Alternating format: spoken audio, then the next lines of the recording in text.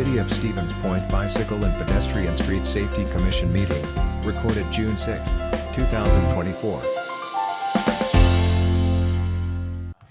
In the absence of both a chair and a vice chair, just since it's a post-April meeting, I'll call the June 6, 2024 meeting of the Bicycle and Pedestrian Street Safety Commission to order. And we'll start with item number 1, which is a roll call. Guthrie? Here.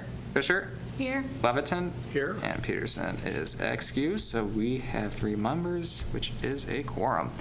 Item number 2 is selection of a chairperson for the Bicycle and Pedestrian Street Safety Commission. And I will entertain a motion to nominate, or entertain a nomination to select any one of you 3 as chair. Don't all go at once. Let's not all go at once. Does anybody here want to be the chair? I mean, I'd entertain being the chair because you said before that you might. Potentially Oh, yeah. have a Okay. move. I'd be glad to be vice chair. I'll throw my hat to the ring. You can nominate yourself if you would like to be. I don't want to nominate myself. I'll nominate Dana for chair. Okay, any other nominations? All those in favor of selecting Commissioner Fisher as chairperson of the Bicycle and Pedestrian Street Safety Commission signify by saying aye. Aye. All those opposed say no.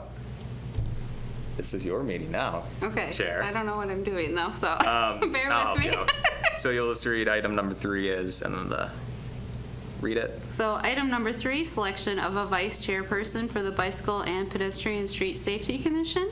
You'll entertain a nomination. And I'll entertain a nomination. I'd like to nominate, what are you called, chairperson? No, Commissioner Lawrence Leviton. Then you just say Sounds any good. other nominations. Any other nominations? Forgot to say for you. Forgot to say for you, Nana. Do you accept? I accept. Should have asked that for you, I but. accept. All right, then we'll just need all those in favor of. All those in favor? Aye. Aye.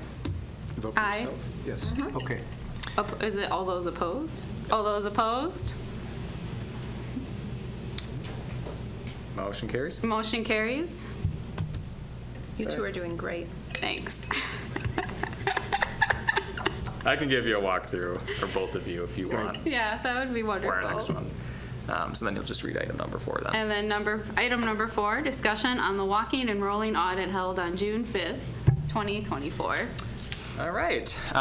So appreciate the 3 of you, your time yesterday at this exact time for conducting the walking and rolling audit. Just for those who remember, this computer is lags a little bit.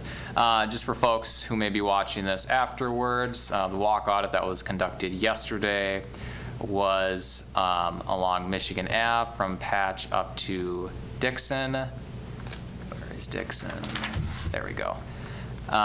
So what we did during the walk audit, and I think that'll be the basis of the discussion tonight, is we'll break it up into 3 different categories. The first, 3 different areas. The first focusing on the intersection of Michigan and Patch, the second focusing on the underpass region, and then the third item focusing on the intersection of Michigan and Dixon.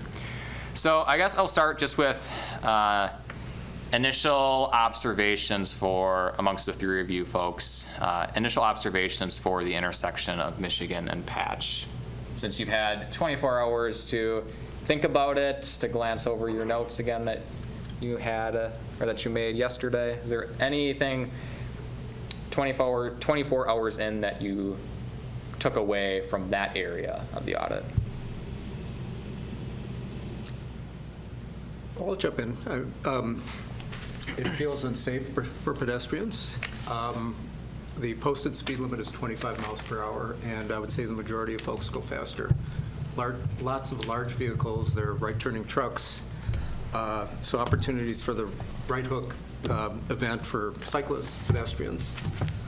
There's an ambiguous, at best, crosswalk on the south side of the intersection. on Michigan, so crossing on the south side. No clear marking. There's a curb cutout there, but it's not clear for pedestrian on the south side how they would cross. And then once they do cross, there's no sidewalk there.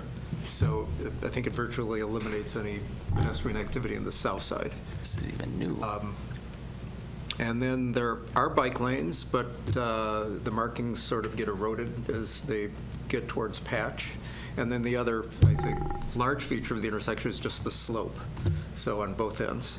So cars tend to want to speed up, or just, I think it's just physics. They get faster as they approach the intersection. And the turn signals are, unless you're familiar with them, and I've lived here for many years, if you were from out of town and you saw that, you have to go right and then you have to go left. If you want to turn left at Dixon, it's a little confusing, I think. And then it's not the most beautiful intersection in the city, on top of it, aesthetically. So those are my initial takes. Scott seems a little befuddled by that. Any other comments, at least for initial observations, before we get to the fun conversation that will follow? Yeah, I'll just add, Lawrence summed up some of my points.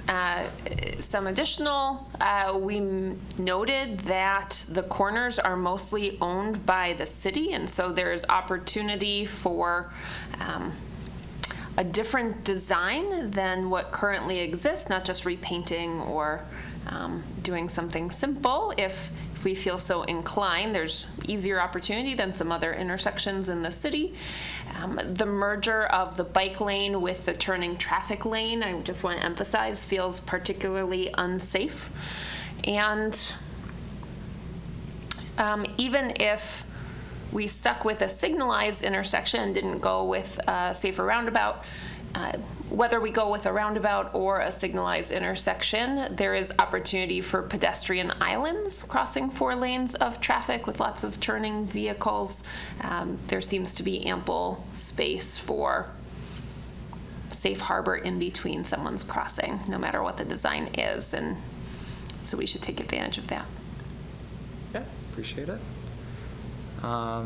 Do you have any? Yeah, like with the pedestrian island or like the opportunity for bump outs on the corners, I think they're called, for traffic calming and a safer feeling for pedestrians. So my husband wanted me to say, because he bikes this intersection a lot, because he works on Pack Street, that he is always just terrified because cars, we went, it was kind of calmer time. When he's going, it's like the morning commute, and the cars do not like him on the road on a bicycle. They get rather aggressive and sometimes yell at him. So.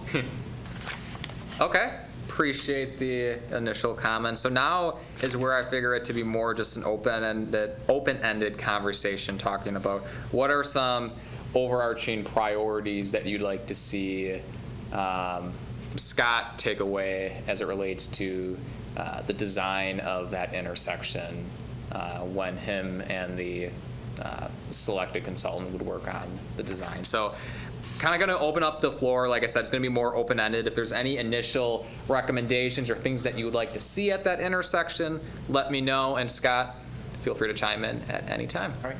No, thank you.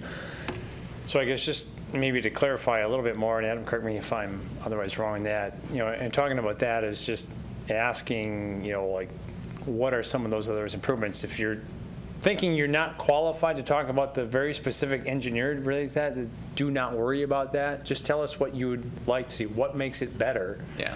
What would you like to see? Leave the engineering and stuff to us or to our consultant to do that. So, basically looking for those ideas, those concepts, understanding of what it is, and go through there. So, because I know oftentimes you get hesitant, it's like, I'm not qualified to really speak on what exactly it should look like, and that's not what we're asking. What we're asking is, what is your perception of what makes this safer? What do you feel it's missing? What would make it better? If you're just the user, you're the pedestrian, you're the bicyclist within here, what makes this intimidating for you to use, and what would make it then better to do that? So I know having done this a few times in the past, sometimes I get people that catch me out the door and say, oh, I didn't want to say, but I thought this because I don't think I'm qualified. So that's why I just wanted to get up here real quick and comment on that. So don't think about mentioning, just tell us about what it is that you want us to accomplish, and then leave how we accomplish that, in the engineering side to that. And we may report back later and say, yeah, we looked at it, we can't quite get there, here's the compromise you come up with. So don't worry about that, just give us your ideas. Well, I'm glad you're inviting us to conceptualize of this conversation that way. Thank you for that.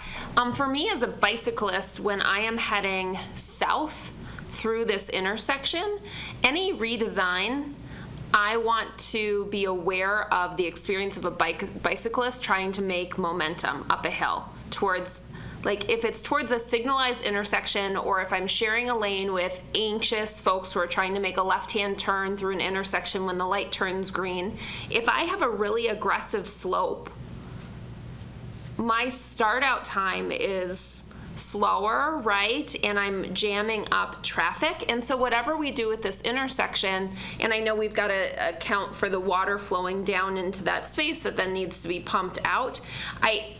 I'd love to see a design that really evens out that slope through the intersection and makes it almost nothing, versus keeping the intersection totally flat and then having a more aggressive downslope towards the underpass, where there's not an intersection, where you're not being asked to stop and start sort of depending on your timing. Does that make any sense?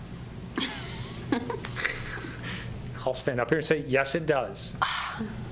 So I don't know what the right answer is, but I know that like an aggressive slope at a red light on a bicycle is, when you're sharing a lane with people who are enthusiastic to get through the intersection on a green, is super intimidating. No, and that's exactly what I came up here to say before, is that's exactly what we want to hear, because that's what's going to help us in kind of the design to make sure that we're going in the right directions. Because I don't expect that. I'm not a transportation engineer. I don't have all the answers.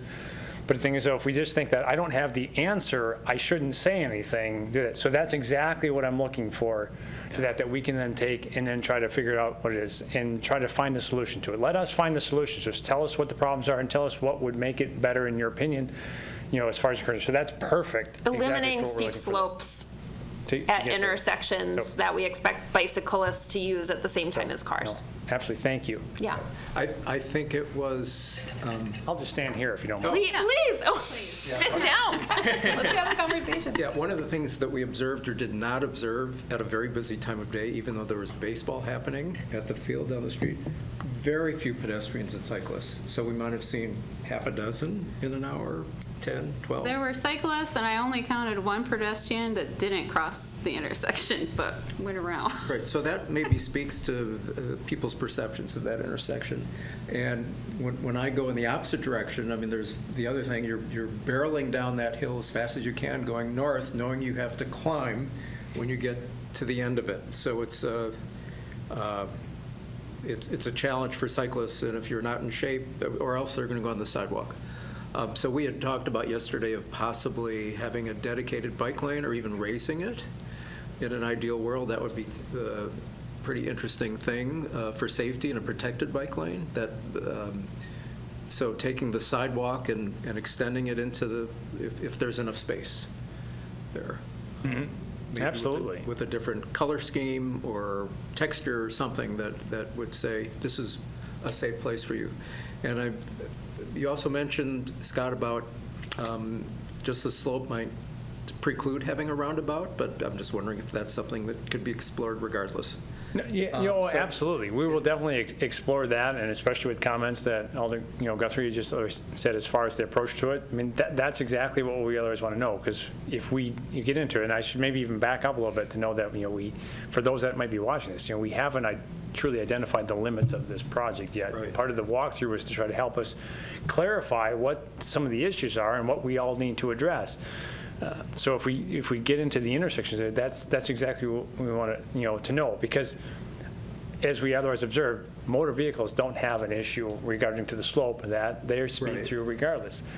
But others do, and in a multimodal approach to things, what is the impact of that? And while various, different individuals will have different opinions as to what that is to them, I've already heard a couple of comments related to the slope of the intersection. So I'm already taking to heart the fact that we need to go back when we look at this, and regardless of what the intersection looks like, one of the things we need to talk about is the slope of the intersection, because it's clearly, something of concern. And that's exactly what I wanted to know. So I very much appreciate the comments. Yeah, and I know it's often seems counterintuitive about roundabouts. We've had this discussion about Fourth and Division. But pedestrians very well could be safer because of the travel distance. They're going to be shorter, and they'd have pedestrian islands or refuges in the roundabout. So either that or with the signalized to have that island in the middle would be great.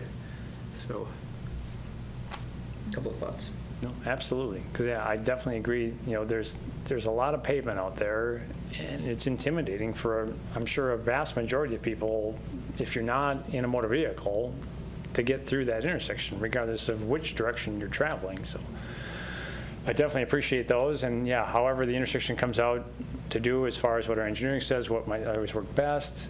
If it precludes us from doing anything, to see what we can accomplish, in that realm to make it safer.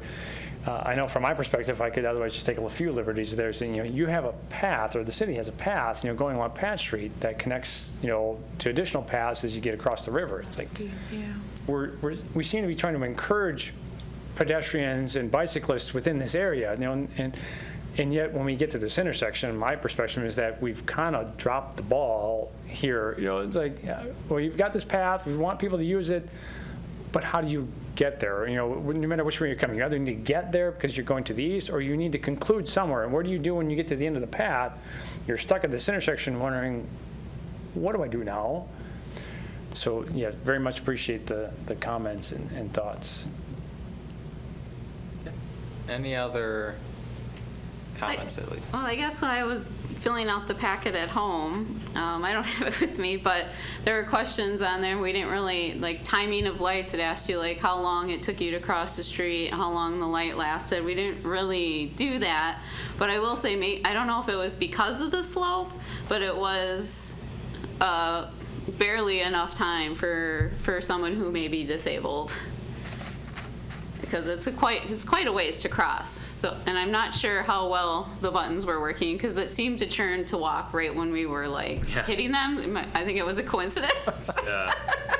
No, I think it was, and that's a very good point, because I think even with the slope and trying to think of that, when we get consultants to do the timing for us, there's a lot of textbook type approach to do that, and I think this one is probably outside the textbook norm there, because in reality, I think the majority of people will find it easier to travel down the slope and travel faster. I mean, that's just, I think any logical conclusion would draw to that.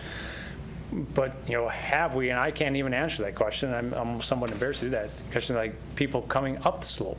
I mean, have we allowed enough time within, the crosswalk there and the signals to actually make it from the north side to the south side there coming up the slope, if you have a mobility issue? Because if we assume 2 feet per second, or as a minimum approach to that, for those that, I think I'm an able-bodied person. I don't know exactly what all the restrictions people have. I don't have an issue, but it's sometimes hard for me to also identify those that do. If you have to, bring push a wheelchair, a mobility device, anything like that, can you actually cross in that time that it allows you from south come north up the slope? So I think that's a very valid and good point, regardless of whatever happens at an intersection, to consider.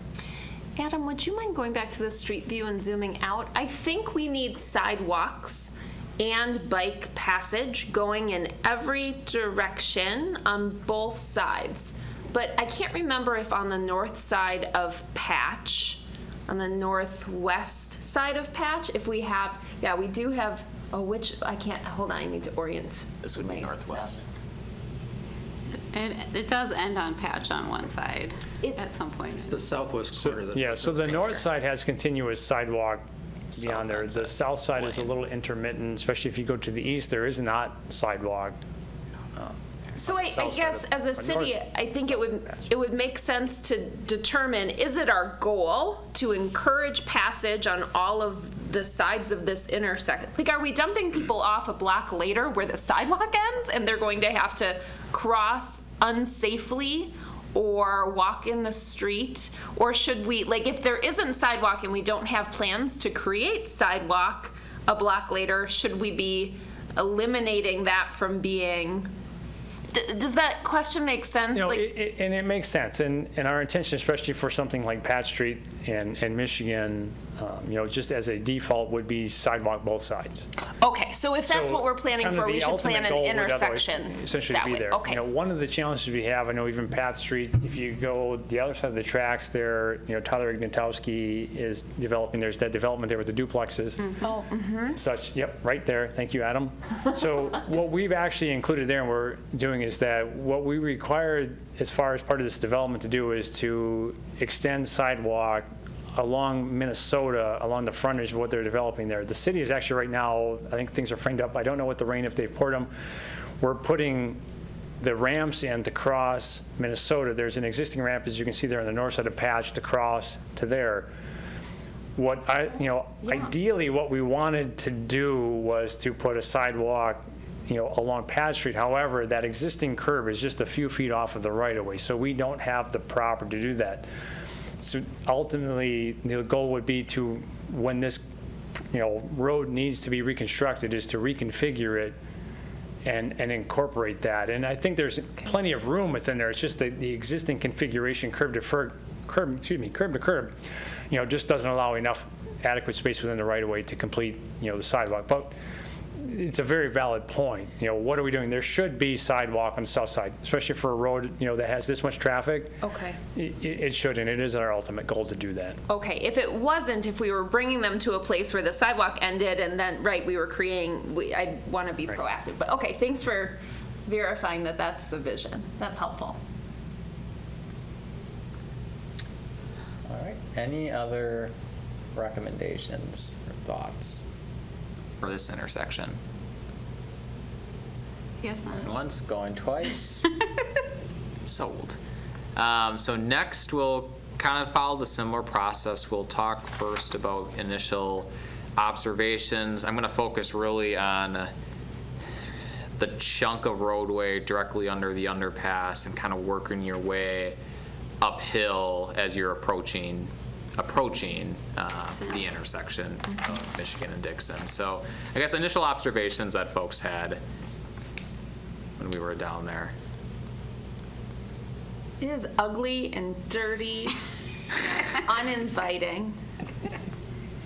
Other than that, It's a beautiful place to spend some time, right? I mean, I haven't met an underpass that I look forward to experiencing, but this, you know, so maybe a run-of-the-mill underpass is my initial observation, Adam. Appreciate it.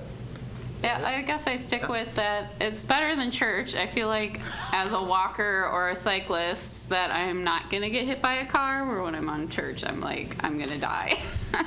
But it still is like sidewalk, but it right up against the road with no like space in between. Oh, I thought you were comparing it to is- like a religious service. I thought you were comparing it to church. I mean, Interesting. that's funny. Now I'm following. Thanks, sorry. And then we did discuss, I mean, Lawrence, I think, already kind of brought it up, but like the road is rather, I don't remember who, sorry, wide down there with like a turn lane in the middle for some reason, getting ready to go in a turn lane, I guess, up ahead. So we have room, I think, to really play with and make it better for pedestrians. And then on the walk Lawrence brought up, it would be a great spot to do like an art project for part with Create, and that was mentioned in the bike AARP walk audit and bike audit kit. So I thought that was great. Okay, so I'll just write mural and public art. I guess Lawrence, do you have any initial observations? Otherwise, we can jump into recommendations. well, I concur. Perfect. traffic. sent you an email earlier today that I did some Googling, and Chicago's done some wonderful street art. Yeah. And some of it is Native American art, getting local folks or talk about something that addresses local history in some significant way. I remember when I was a kid, just in my hometown, so dark, foreboding places, I would either avoid them or run as fast as I could at night. So I think this qualifies as one of those kind of scary looking places, especially at night. So the other thing would be lighting. Yeah. If you've ever been to O'Hare, they have these long corridors where they have sort of music and lights in sync, which are very cool. And I'm sure those are astronomical in price, but since we're throwing everything out there, just to make it a destination place rather than someplace you have to get through as fast as you can. So we got mural public art, we got increased lighting. I think something else that I didn't note yesterday when we were there, but when I was reading the packet a little bit further, I said, oh, that, yeah. It's unsafe to have grates and the potential to gather up grime and dirt and litter in a bike lane.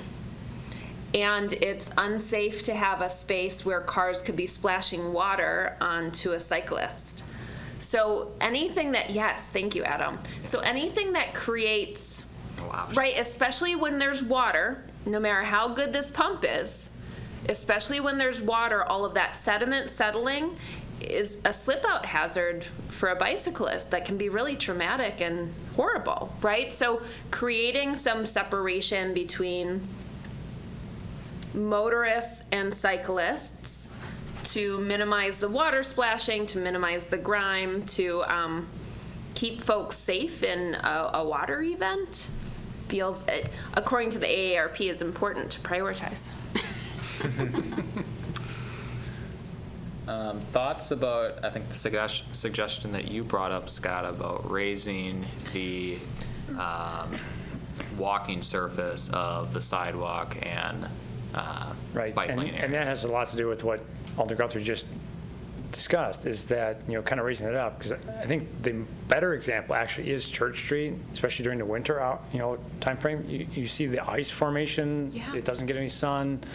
As the temperatures, though, the walls there of the underpass, they're below freezing temperature. As vehicles come and they splash, whatever melted water from the salt from the road up onto the sidewalk, it creates a hazard. And so one of the best ways to do that is to try to create some sort of barrier in some means, whether it's a physical barrier or whether we can otherwise raise it up if there's enough space beneath it to get it so that it's kind of beyond where the water splashes up. To prevent that, definitely makes a safer environment for everyone using the sidewalk, or if it might be a multi-use path. So absolutely something that we need to consider. How do we approach that, prevent the splashing for the water in summer and the ice formation, in the wintertime? So some kind of separation, we don't know what kind, either raised up or some sort, because we have that extra width to work with, a barrier to separate, but some sort of separation. Right, and the one thing you need to recall as far as we're looking at, because the comment was made as far as, there's a turn lane in the middle of underneath the bridge, and where are you going to turn? Which is a very valid point, But trying to others recall is that when we started with this and restriped it, it was a 4-lane road, which truly wasn't necessary. So it's how do you utilize the space? And quite honestly, the very simple answer to that is, why is it a turn lane and not that? Because just if you turn around from where you're looking at, Adam, if you could, you'll kind of see just up ahead here, you see that, and then these yellow marks, it's called goring, so you gore that up there. That there's less paint involved really to put the arrows in there is to gore that appropriately, all that. So it really just became a matter of economics. It's like, what's the simplest way to do that? We still have a line there to try to differentiate the travel lanes from other space. And it just kind of came, to do that is like, until we get to the intersection, we're just going to create this twiddle and leave it at that. And people will understand how it, utilizes, and it'll just cost us less. That makes sense. So yeah, and I know that's not there was no knock to say like, what happened here? It was just a matter of, it seems kind of unusual to have it there, and it really just comes to the economics of how it actually is, how that space is actually marked off. To do that. But since we have it, the idea is, as we're trying to recreate this space, is what do we do with it? I believe we mentioned at some point yesterday about, kind of elaborating on your point, Scott, about what do we do with this space, about having that be a landscape median from a stormwater standpoint. I guess I don't know if that's a thought that, I guess, a area of interest from the folks here. If a median down the center of the road puts the cars traveling closer to the bikes on either side of the road, I wouldn't be as supportive of it. Okay. I'd rather separate the bikers and the walkers from the moving traffic and leave the traffic passing closer to each other in the middle. Thinking with my biker helmet on, that would be my preference. Sure. And I'll add to that as far as just kind of the maintenance and engineering aspect of it is that, especially within that, we went through this whole thing with Business 51 looking at Church Street, is, we don't know what necessarily, but we do know that it's going to require. We don't know exactly what it is, but there's going to be future maintenance required for the bridge and do that, whether it's, painting, sandblasting, welding, whatever else it is that. So in order to keep traffic flowing beneath there in a finite space, putting some sort of physical barrier down the middle isn't necessarily, not to say that can't happen, but just from kind of that perspective of how do we keep traffic flowing there is, if you're going to block off one lane and you really truly only have one lane because you have a median or some physical barrier in the center of the road, now you're diverting traffic all around. Whereas if you have that space available to you and you can just divert traffic across lines that are painted on the ground, you can essentially keep traffic flowing in both directions and just altering that temporarily is that while work is done on, say, one half of the bridge versus, say, the other half of the bridge. So also try to keep in mind of how that might play into things because, there could be, an entire summer of sorts, depending upon what's needed, in just kind of doing rehab, rehabilitation to the bridge, and that disruption to traffic, could always be seen. So just otherwise something to think of as, and something we will think of as we go through that, but not necessarily, I want to say that it is a bad idea. I think it's a good use of space, in general, and we can evaluate kind of how that plays out. Maybe there's enough space, and I haven't quite looked at it. Maybe there's enough space we can fit two vehicles going in opposing directions on one side of a median, and so also we can shift them. Absolutely. Any other suggestions for this area? Not, we will cruise ahead, literally, on Yeah, speed. gotcha. This is taking longer than what I thought, so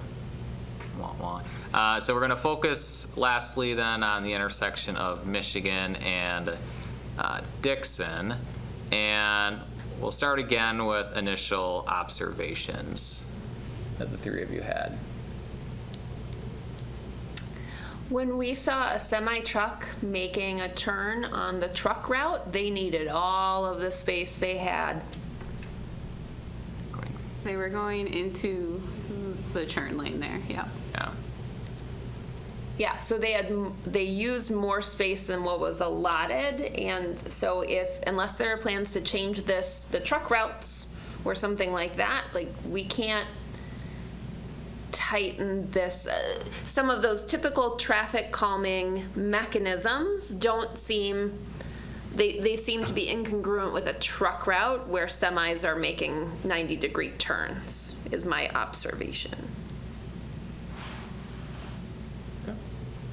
You didn't have any pedestrian buttons on the poles to prompt getting across. Yeah. Anything else? Not? Just faded paint. Faded paint. Yeah. That was still starking. Yes. The comment you made, Scott, about the longevity of, this was what, a year? This was a year and this was 3 years, or vice? No, that one right there where you, of course, that's 1 year, because that's, latex-based, water-based paint. Yeah. And then the other part, as far as what goes through Michigan, was done in 2020, I believe, which is epoxy-based paint, which, we can do. We have the equipment to do latex, but we don't have the specialized equipment to do epoxy. So we have to contract that, which is considerably more expensive, but it does last considerably longer. So it's trying to balance the economics of. both. With more heat events coming and just hotter climate expected, is the epoxy paint better for longevity? And should we be looking at a capital plan to increase our ability to do that ourselves? To do it ourselves is probably going to be cost prohibitive. Really? It really is. Much of the equipment that's out there that, I'm trying to think, the Century Fence, one of the big players in that, the equipment that they have is all custom. So a vehicle that they would use to do that would cost in the realm of $400,000 to say $750,000, which is For a vehicle that paints for just something? a vehicle that paints epoxy. Okay. Wow. Now, could we do it for cheaper? Possibly. One of the reasons, of course, that they do that is because, as a commercial enterprise, they create, the equipment related to, ensuring quality. And one of the things you get there is depending upon the quality of the road surface, you'll see that. And even in what they do, they got a $500,000, piece of equipment, and it doesn't necessarily paint a perfect line because the road surface creates undulations and things, and the paint kind of does whatever because it's kind of a slave to the vehicle to which it's attached to. So, which is one of the reasons why even with the equipment we have, which is just a truck-mounted system, we do have our quality does not match theirs. Would say that. But just trying to keep that in mind of what it is. And there's a lot of maintenance on that because the epoxy starts to cure much faster than that. Latex is essentially, they're actually, latex is a paint, epoxy is really not a paint, and the difference between it is it really is the curing. I can get into some really technical stuff here that, but I'll try to do it in more layman's terms. Paint basically dries because the water evaporates out of it and leaves the solids behind,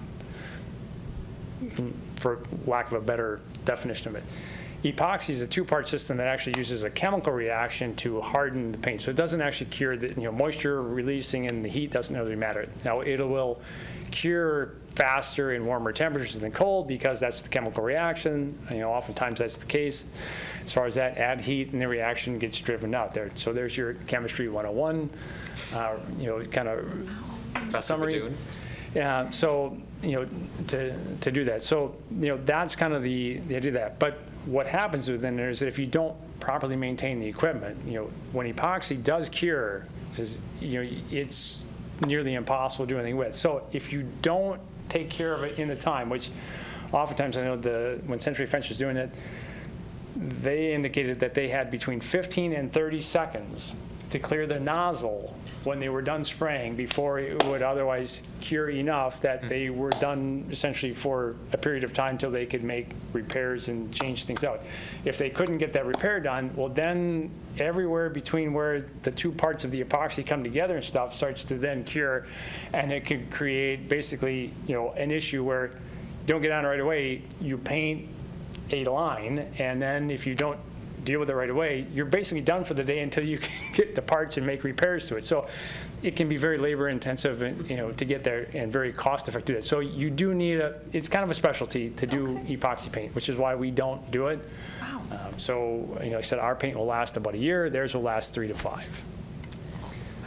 But we are evaluating kind of how to do that, and in many cases like those major thoroughfares, we do find value. We've been actually evaluating this, which is kind of aside from where we are, between, let's say, Michigan, which was done as part of this, but Church Street, which didn't have anything done related to the TAP grant in 2020, and looking at trying to figure out some of the costs associated with that, because the question is, of course, should we be using and contracting and doing epoxy on some of the other major thoroughfares? Because quite honestly, Yeah, I'm sorry. So is there, I'm sure there's a dedicated crew that are on constant rotation all summer painting? Off and all they on do? throughout summer, yes. They start when they otherwise can. Oftentimes, they'll get pulled off of that to do some of the other work. So our painting crew is also kind of a makeup crew when people are on vacation to do things for some of the other things that we have to do. Because when we value otherwise, while painting is important, we try to prioritize what needs to be done. But if there's like a concrete blowout on one of the roads and traffic is, the road is shut off, we're going to, of course, move those people from painting to do that. That's maybe a very easy situation, but that sort of approach to what it is. So they do work throughout the summer to get there, but they're kind of off and on depending upon what other priorities we have as a department. We're getting a little off topic, but that's all right. I don't mind sharing. And if anyone has good questions after information. we're done, I'll stay and answer those. All right, at least we'll start now with the recommendation side of things. So initial recommendations that folks have. I mean, I think it would be good to add crosswalk buttons.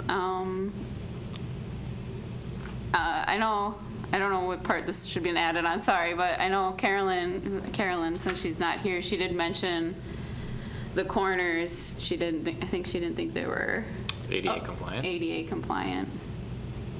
I think it was this one, That's where the one that we yeah. were standing at.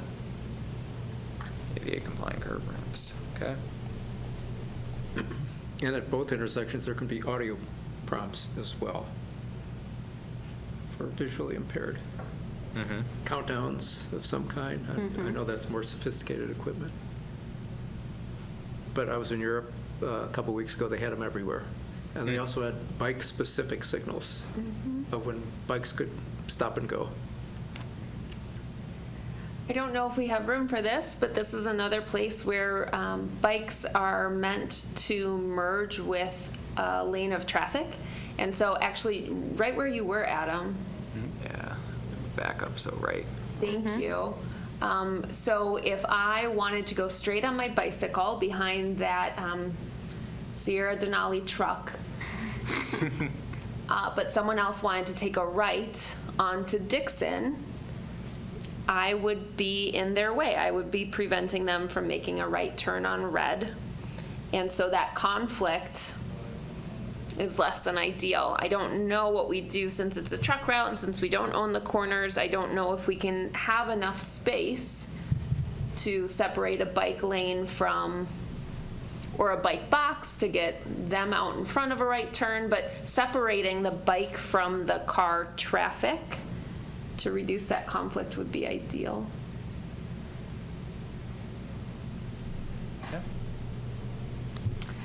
I Other think we thoughts? talked about crossing islands. We did on the other intersection, I think, but not here. No.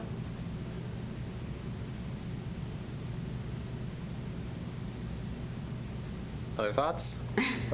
I'll throw a couple of comments in there just related to what is. So one of the things as far as like the push buttons and stuff, and as far as recall, and I'll get on a couple of things that I said here is, one, the new PROAG that come in. The PROAG is the Public Right-of-Way Accessibility Guidelines, which is the U.S. Access Board has now. The Access Board doesn't have any enforcement authority. However, when they otherwise create final rules and stuff, those are usually adopted by WSDOT. Federal DOT, WSDOT, and the Department of Justice to do that. So those become so those are new rules that just came about last year and do that. So as far as the push buttons and stuff and how that works in the audio, that is the actual new requirement. So the new rules say that when they go in, they have to be set up for visually impaired. So what we have on Wisconsin right now, as far as the tone that senses, so you know where it otherwise is, and you push it, and the button. In fact, you don't even have to push the button anymore. You just wave your hand in front of it, and it identifies, wait to cross Division Street, and it just repeats until it says it's time to cross, and then it will tell you that you can. So that is the new standard. So anything we'll be putting in from now on will have that. However, there is also always a question to that, because there are two different approaches to do that. One is the push button methodology to do that. So if someone pushes to do that, there is a good opportunity that, depending upon how traffic and pedestrians move. However, like in this particular instance, it's totally on what's called recall. So the whole thing is just timed out. So what it does is actually eliminates the whole need to even push it. The crosswalks actually are activated every time the cycle changes. So there's never not a time to cross traffic. You just need to wait for it to happen. If you push the button, all it would do is just time out anyways and get you to a time when you can cross. So the difference between you use it is depending upon the pedestrian traffic and the amount of traffic that's otherwise, moving through there.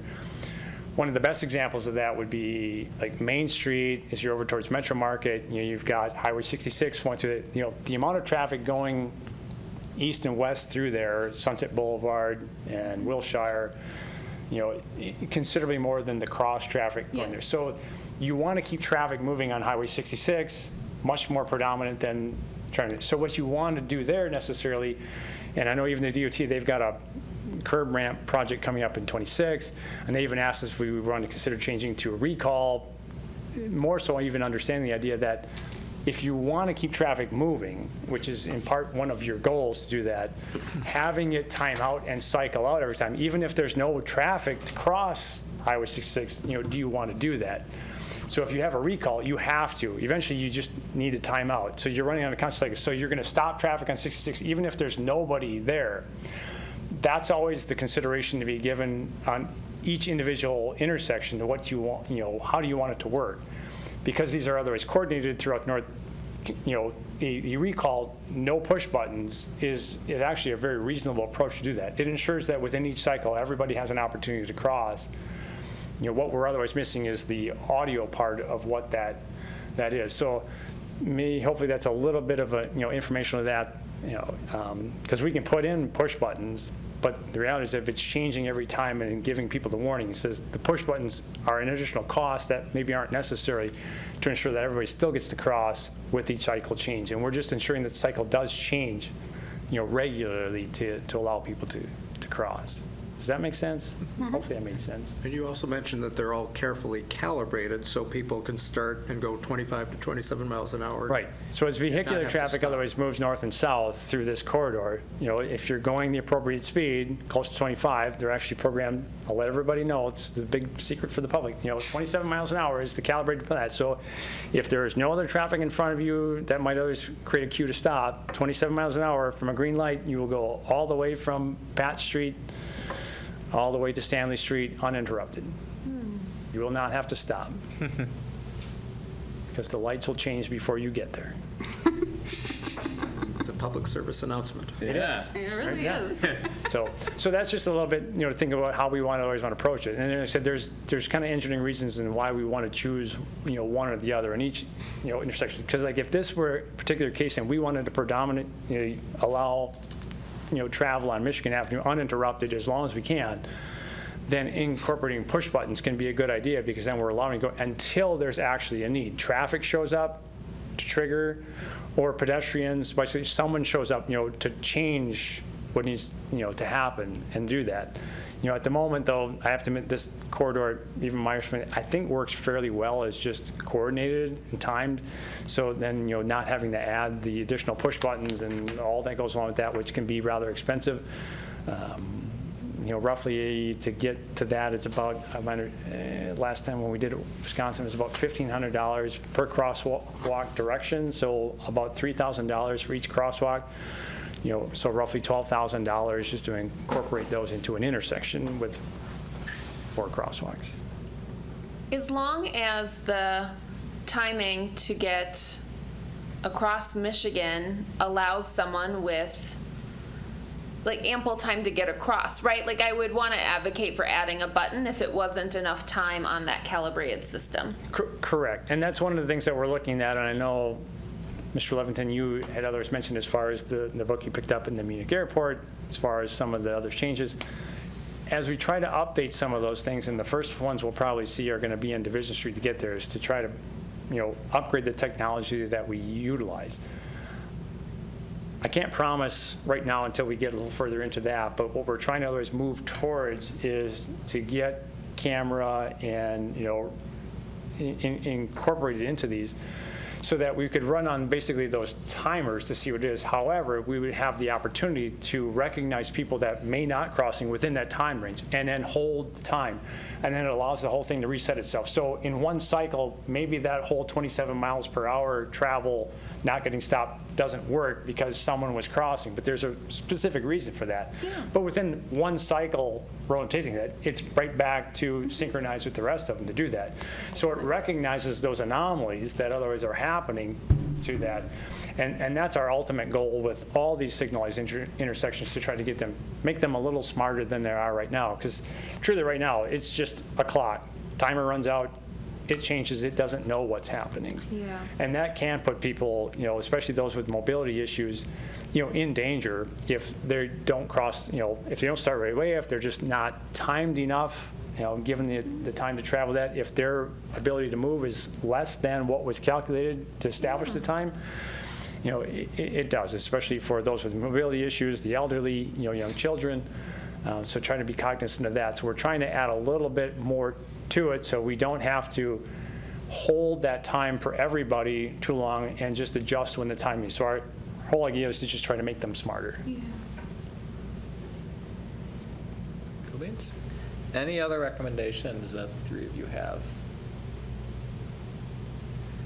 I guess last question I'll have is just the overall exercise between yesterday and then tonight. As we talked about, Scott and I, yesterday, that this was a new, a shift in practice in doing these walking and rolling audits. Was this experience generally helpful for the three of you? Did you get something out of it that you found worthwhile, enjoyable, etc.?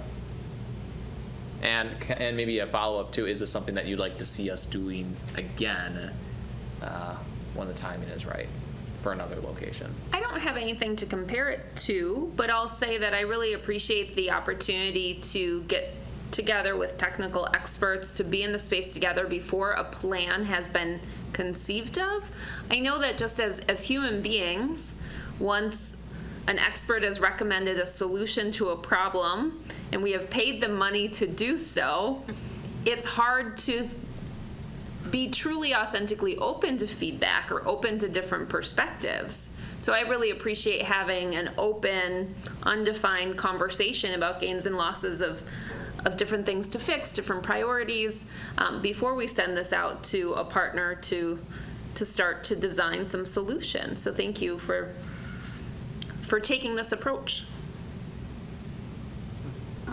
I think I'm the only one here and you, I guess, who did the Maria audit last year, and I was kind of the one who pushed for a change of timing, because that's exactly what it felt like. Is like, it was nice to walk with Scott and learn like what the plan was and what we could support in the plan, but anytime I was like, well, could we do this? And you guys were just kind of like, well, the plan's made.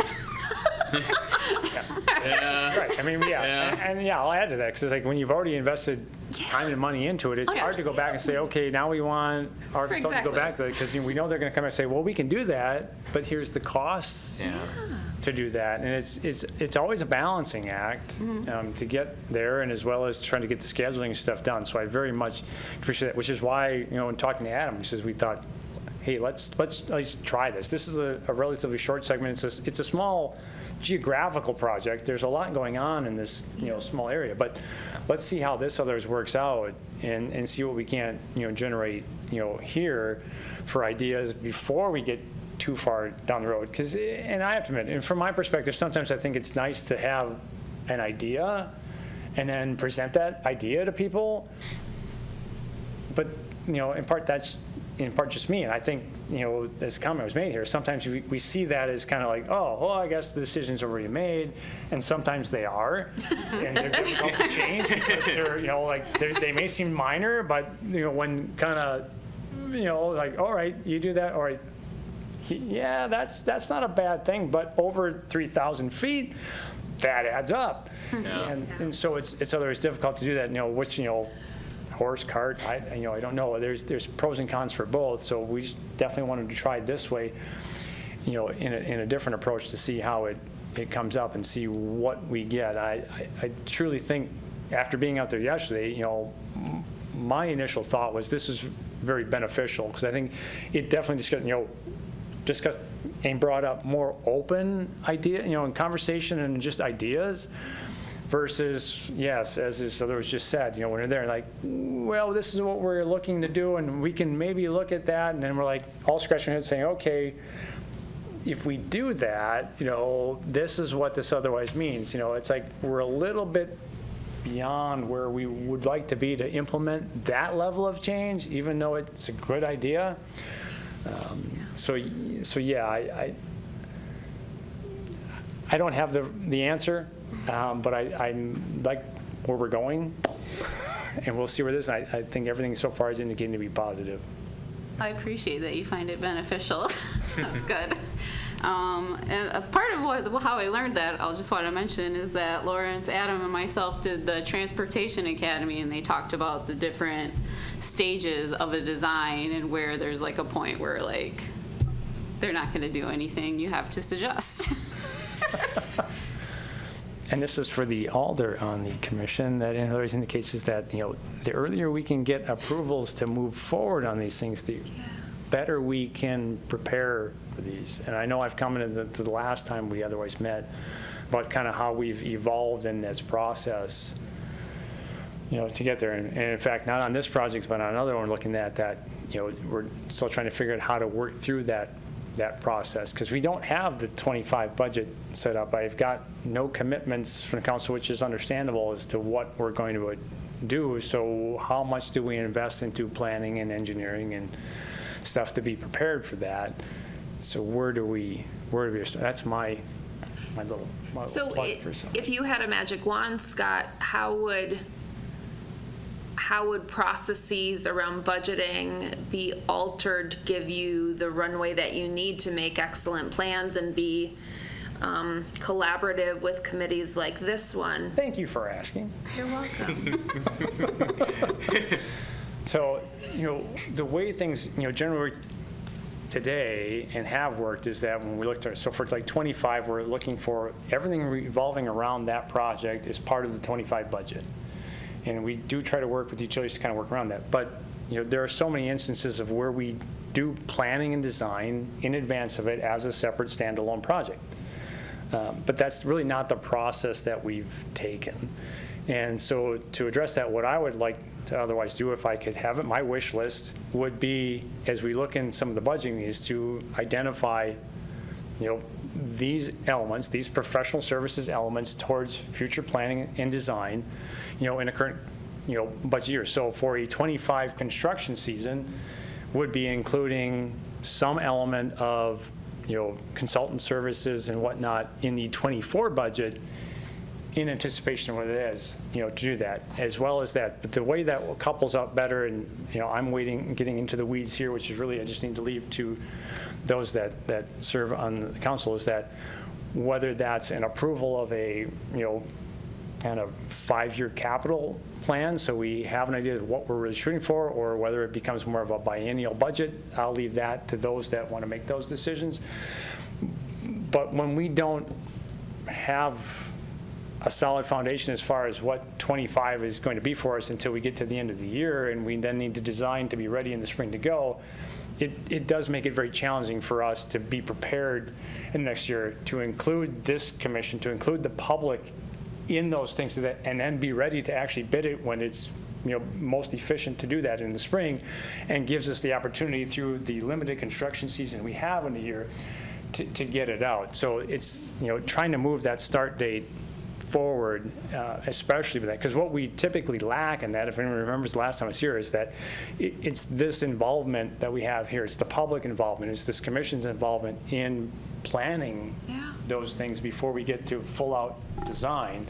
And oftentimes we're trying to do them at the same time, and as was otherwise just mentioned, sometimes as much as we try, we get really good ideas and we're scratching our heads going, well, if we'd have maybe scheduled this 2 weeks ago, we'd have been good. But now the effort we've put forward over the last 2 weeks is making that change is going to be very costly to us and difficult to implement. So it's really just a matter of trying to identify that early and recognize that as not necessarily everything that's constructed in 25 is really 25 budget, but saying, hey, we need capital funds to evaluate and do these things. And if we're going to get consultants, to get them in, say, in a 24 budget for a 25 project. Maybe a little bit lengthy, but I think everyone understands what I'm hearing professional service elements need to be out in front of our typical annual budget cycle in order for you to effectively involve the people that need to be involved and get the price. Yes. Get the partnerships. Yeah, okay, thanks for that. I appreciate it. Absolutely. I would like to add, I thought it was super helpful to be on the street.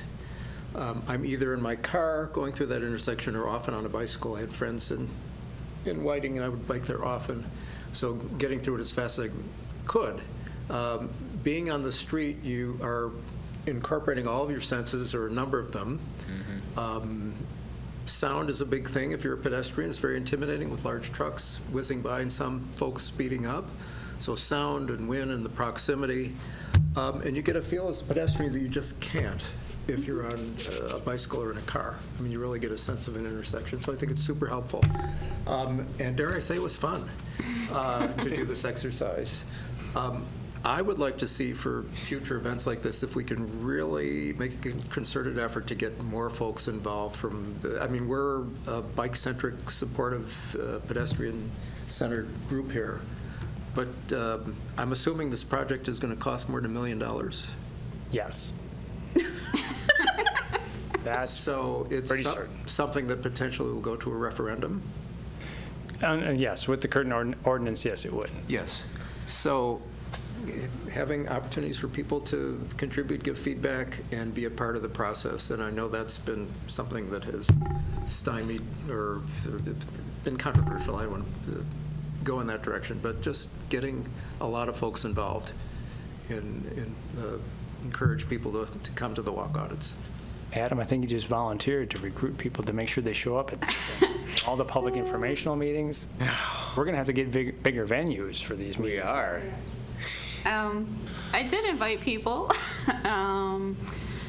Obviously, nobody really came, but I think we could still, encourage There's people more that can more. And then I just thought since maybe people just couldn't show up at that time or whatever. I know one person couldn't show up at that time. And the threat That for they rain. maybe they could still go by themselves to get the AARP form and turn it into you guys. Yeah, that's publicly available on AARP's website that anybody can access it. And absolutely, and that's what we need to get as far as if we're not getting good messaging out that way. If you can't show up there and you have comments, to do that, whether it's filling out the form or just sending an email, or whatever it is, making a phone call, stopping in to, even my office, absolutely, because that's one thing I somewhat juggle, and then, tongue in cheek here is comment as far as you're going to recruit people, Mr. Leviton, as far as to get there. But that's always a challenge. Even in this information age, people don't necessarily show up. Oftentimes when we have these major projects and we send out invitations to everybody on the project and people surrounding that, if we get 10% return, so if we send out 300 letters, if we get 30 people to show up at a PIM or informational meeting, that's pretty good. And that's just unfortunately the way it seems to be. But how do we do better? I don't have the answer to that. I would be more than interested to listen to anyone who has an idea. And oftentimes we get there and this is until the contractor shows up, start doing it, and then people all of a sudden have opinions to things that 6 months, 9 months earlier they were silent on, and it makes it challenging for us. Because we do want to be cognizant of that, of what people's opinions are, because there are a lot of good ideas out there, but when a contractor shows up, it's very difficult to implement any of them at that time. And as the point was made, there's, and I forget, kind of put in a spot what it is like that, but there is data out there that identifies in the various stages of design, like what the incremental cost of those changes are. It's like, and when you get into that planning stage, it may be, 8-10%. You get into final design stage, it may be 20%. You get beyond that, and now you're talking about significant change orders in construction to do that. So the earlier we get the ideas and get things figured out in planning is the lowest cost approach we can take to any improvements we make. But getting people to the table, getting people into this room, to talk about that and give us those ideas, that is the challenge. And in fact, it's interesting, a little aside, and I feel like I'm doing more talking than anyone else, which is just the last time too. I don't know. That is that I had scouts reach out to me as far as, my position and the challenge to that, and that's exactly what I told them. I says, in the information age, the most difficult thing is to get involvement, get information out to people, get people involved. The rest of it is actually pretty easy. But as far as getting the people that are impacted involved, get their ideas, stuff, that's the challenge, and it really is. Perfect. Chair, I will defer back to you. Are we adjourned yet? Next. Oh, I think Oh, we we have are one more on. item. We have one more item. You can hang out. 2 more items. 2 more items, yeah. May I Sorry. make a friendly inquiry? Do you need a motion for anything related to the comments that we just provided you with, Director and? No. Correct me if I'm wrong, Scott, I don't think we need a motion. No, I mean, yeah, not at this stage. So the idea is, those are ideas, and, as we kind of go through this, and my intent is to come back and talk about what it is that we otherwise have come up with, and at that point in time, it would be more appropriate as far as whether, just give us direction. Are we going in the right direction? Have we overlooked something or neglected to give something as much attention as this body feels it needs? Okay, got it. That would be the appropriate time. Okay. So item number 5 is recommendation on priority areas to evaluate as part of the Safe Streets and Roads for All project. All right, thank you, Chair. So you've heard from me a few times now in prior commission meetings about the Safe Streets and Roads for All grant. Essentially, the deliverables as part of receiving this grant will be to create a comprehensive safety action plan, more vehicular centric, and then the second one being update the 2014 countywide bicycle and pedestrian plan. Since we will be officially kickstarting the planning work for executing this grant within the next few weeks now, more on that in the staff update section, I really want to have a conversation about priority areas. And the reason for that being that, as folks know, there's hundreds of miles of roadway that make up our transportation network here within Portage County. And I think we can all understand how daunting of a task it could look to be in the early stages of the planning process of trying to figure out what areas to prioritize for data collection, right? There's data already out there in terms of crashes involving a death, a serious injury, etc. There's not as much data available for your near misses, your close call events. And so the process that we're going to be undertaking tonight is a similar process that our other partners here, Portage County and the other municipalities, is really having an open-ended conversation about what are some areas here, in this case within the city of Stevens Point, that you want to recommend to be evaluated as part of this data collection phase of the planning process.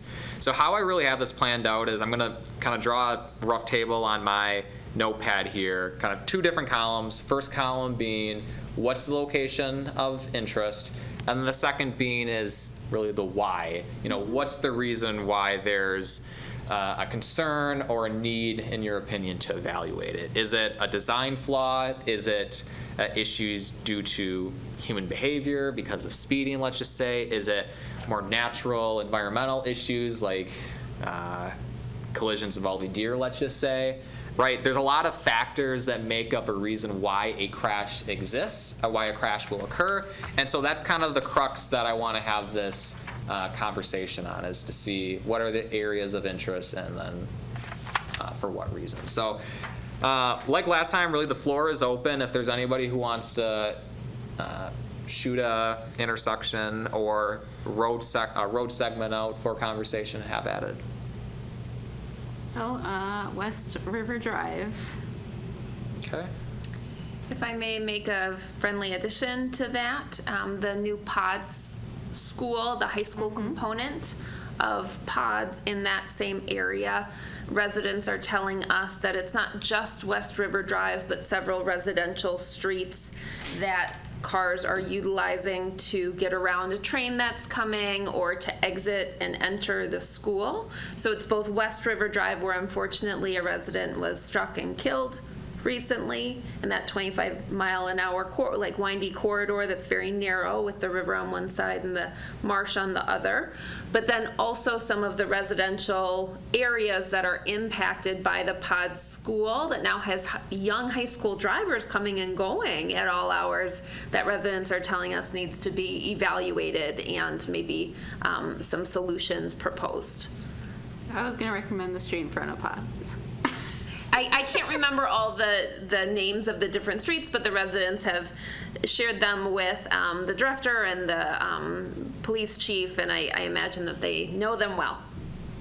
Yes, and I was going to comment, I was going to wait for like staff updates, but just let you otherwise know, this body know is that Finance Committee Monday, I am otherwise making a request for funds to do a specific evaluation towards West River Drive. Okay. That in addition to that, we are monitoring the other streets, so Maple Ridge, West Zinda, and trying to Yeah, gather West Zinda. data regarding to there. I haven't sorted through all the data there. You know, our take was that there are periods of time, yes, when people may be cutting through there. So it seems to be kind of a hit and miss, but generally speaking, it was not unlike other streets. So we'll have to evaluate what that, otherwise is, and we'll continue to monitor those other streets. So what's your But- professional recommendation for whether or not this should be a parallel sort of Or would we just be focus? repeating it? So, well, because the safe routes, and streets for all, the SS4A, should say, isn't necessarily intended to look at the level of detail to which we're going to be asking AECom, to look at. So, I mean, theirs is going to be a higher level view of what it is, and ultimately, I would tend to believe that their recommendation is more so going to be that there is clearly an issue and something more should be done. So we're just essentially, my request is going to be to preempt that and just go directly, forget the chase, let's just go to the end there and say, let's evaluate this. We will take a little bit of cursory review of the rest of it. While there may be some other issues there, I don't think the other issues are any more unique than many other streets that we otherwise have, is my initial kind of evaluation and thought on those. And I think what we need to do is do more evaluation, because to just put it in some sort of perspective, I think if you ask any resident about the traffic in front of their house, nearly everyone would say that the people are speeding, that people are that. So I don't want to discount these people to say that they're not that, but they're not unique in that. And while something happened here, called on the west side, I would speak to the fact that what unfortunately happened here could happen right in front of my house too. There's no sidewalk on Minnesota, and people travel there, and I'll be honest, I've been traveling, hopefully the police chief is known as what, I traveled down there one time at 30 miles an hour and got passed.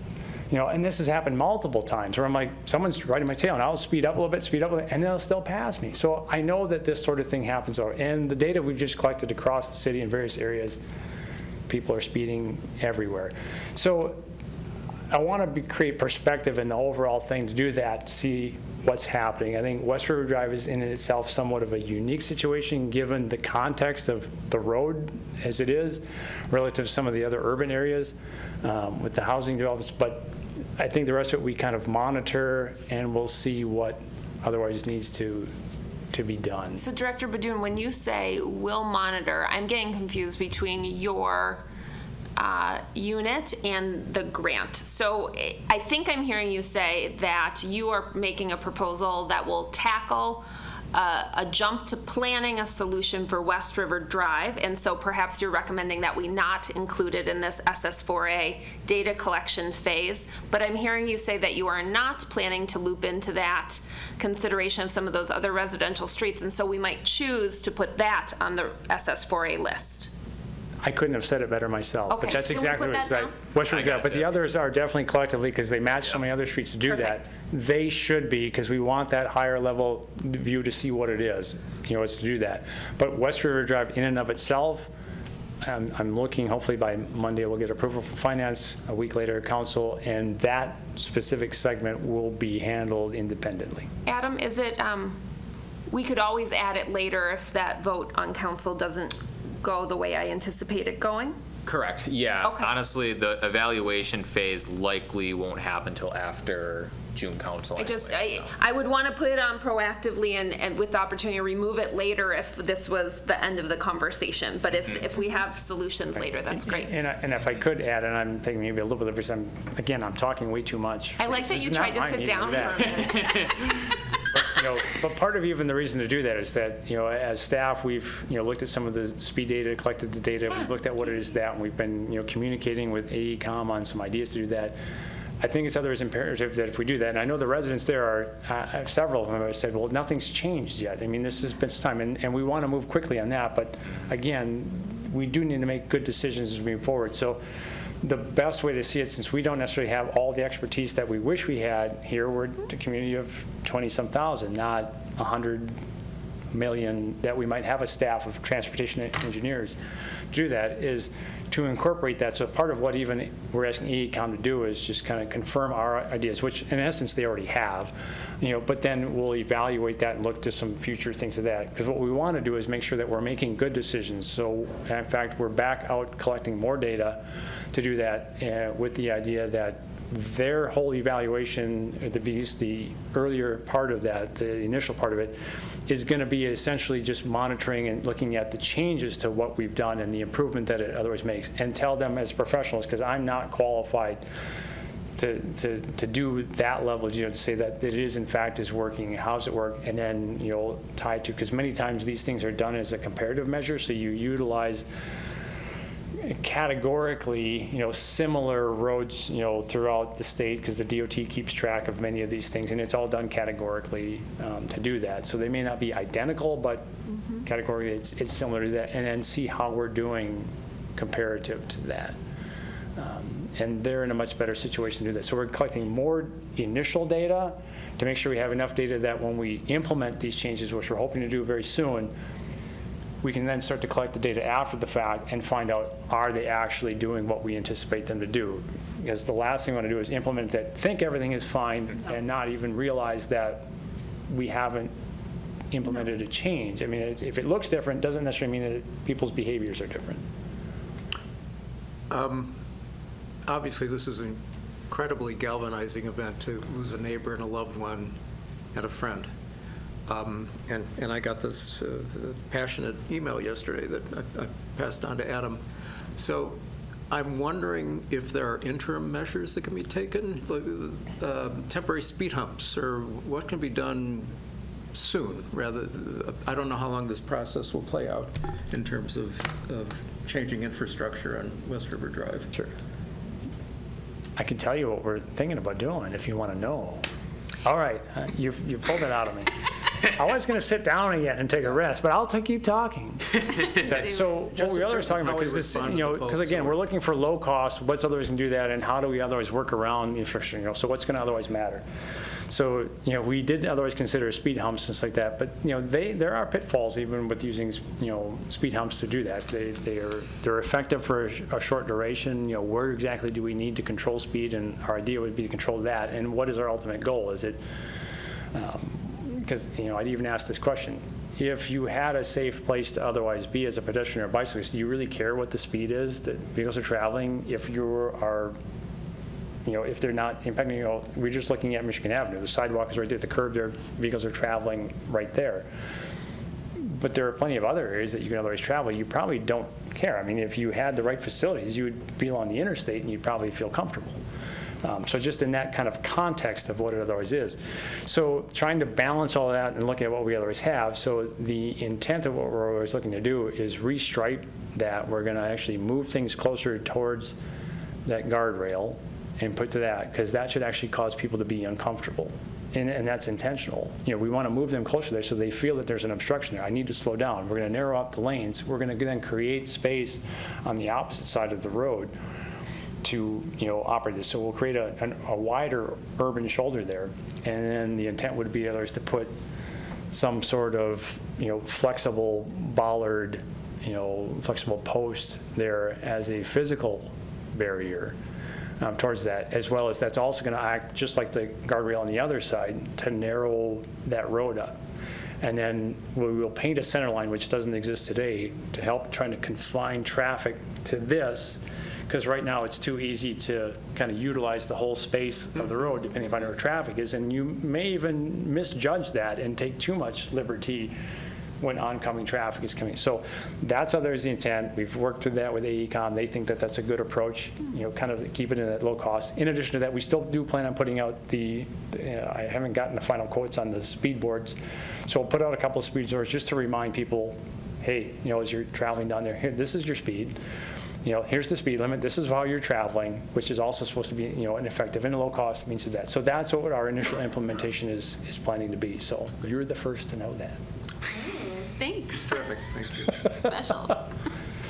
Yeah, and then what we'll use AECom is to help try to monitor that as we go through it and look at some of the longer term, improvements that we can make. And one of the things I even have in there is, it's been brought up by numerous people as far as the condition of the guardrail, which I think is part of what we need to do. So I will use this opportunity, if we're going to do that, to add a little additional scope item to that, is to have them evaluate that.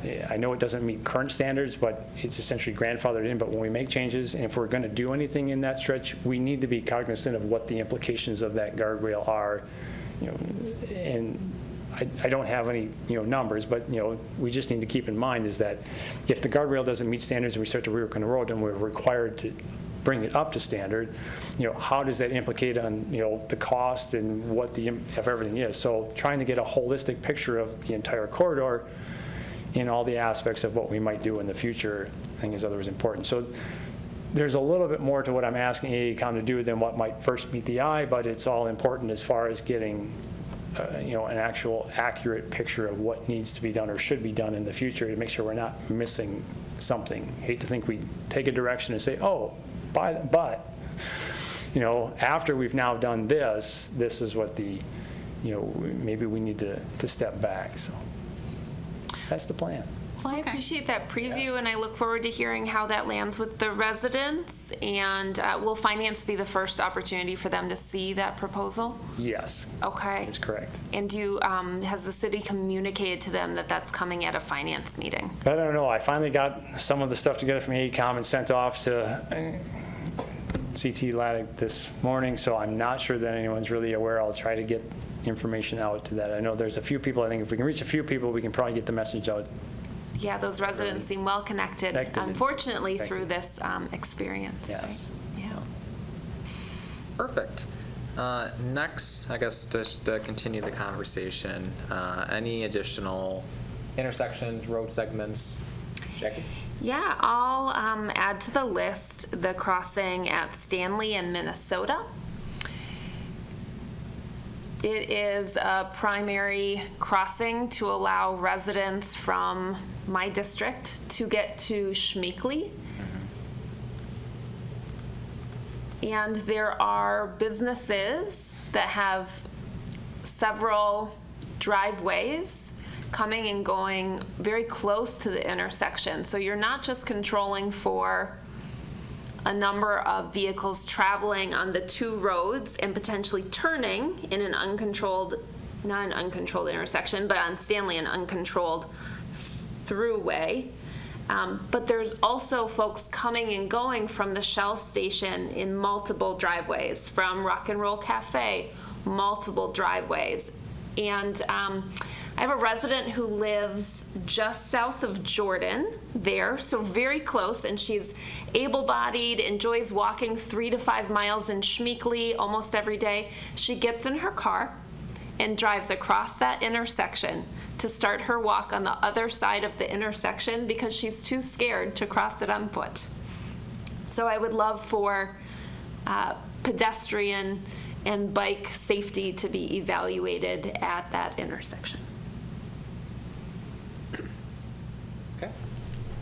I'm going to double down on that intersection since I live there and I use that intersection on foot, bicycle, and by car over the course of 20 years, thousands of times.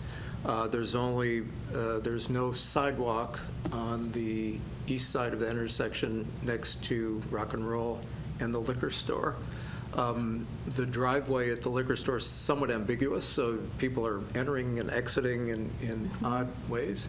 As a driver, it's just the geometry of the intersection. There's always a disconnect about who goes first and who has the right-of-way, even though traditionally, if you're turning, going straight, you should have the right-of-way there. But just because the folks that are turning left who are going southbound are closer, somehow you're always having to evaluate. So that it adds to the confusion at that intersection. What else? I think it'd be a great opportunity potentially for curb extensions. Maybe something could be evaluated there, or bump outs.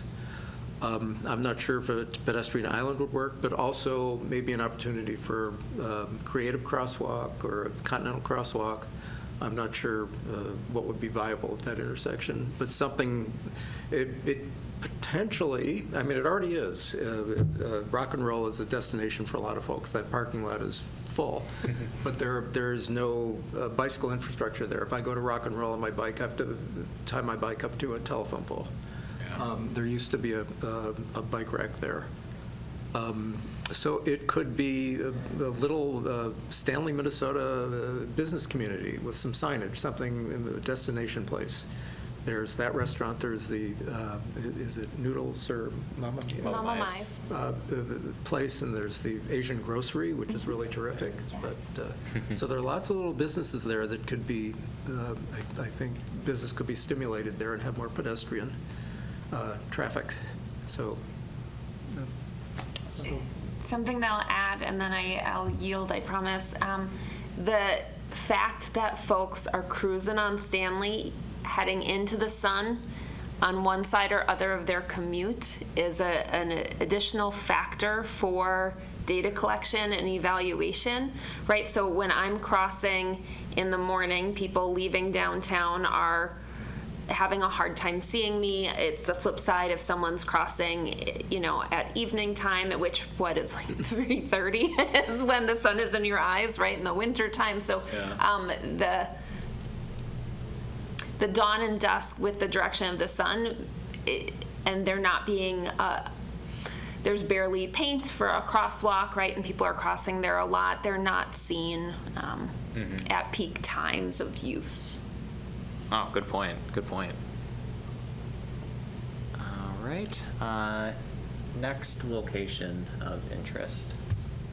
Well, can I just add on to the West Linda one, where the reason I was going to recommend it wasn't strictly because of West River Drive. It's because we were working on safe routes to school, and PODS was a school. I don't think it was a school when it was created, so it wasn't part of the plan or evaluated. So all the other areas' roads got evaluated, but not PODS, and that's one of the big reasons I wanted it on there. Yeah. As part of safe routes to school. Good point. Okay. I have 3 quickies from Trevor Rourke that I thought I'd share. Okay. He mentioned 4th Avenue on campus, and I think this is the crossing there with the crosswalk from Quant Gym to the campus buildings, where some folks observe the rapid flashing beacon and some don't. I walked here this evening, and someone, I was standing there, and they just, I wasn't significant enough, and they just plowed through. And I'm wondering about that particular beacon. Are the lights smaller and less visible than the one on Maria Drive, which seem to have bigger flashes? I don't know if Director Badoon can address that one.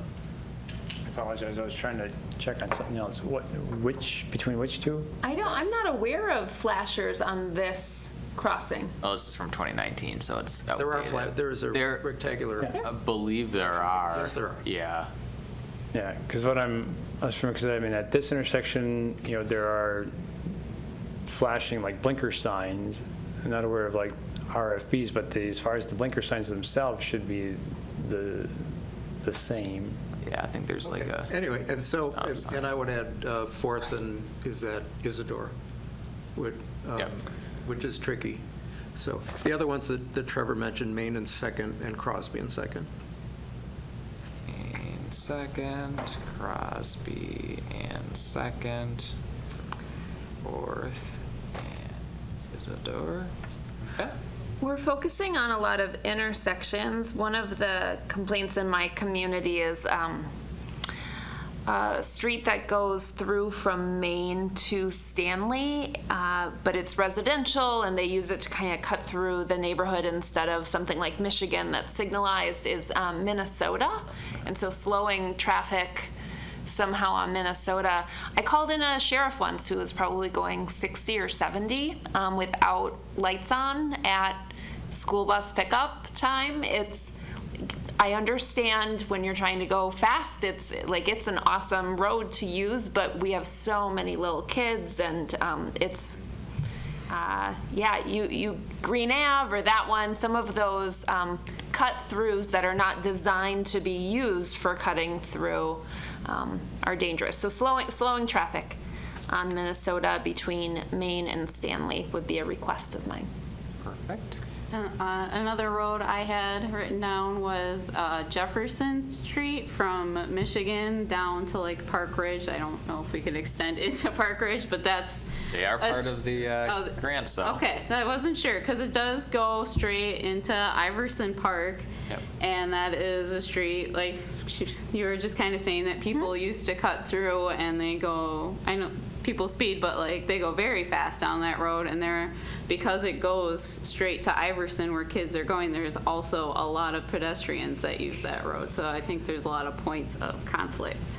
In my maybe 3 or 4 times that I've presented to the Village of Park Ridge, their village board, through the last 18 months or so about the grant, they've talked, I think each time about really the crossing of the Green Circle Trail and how that basically that intersection within Iverson Park, kind of this area where Hillcrest meets the parking lot of the park meets Green Circle Trail, kind of creates that natural conflict area. Yeah. So seems pretty on par with the comments that I've heard from those folks.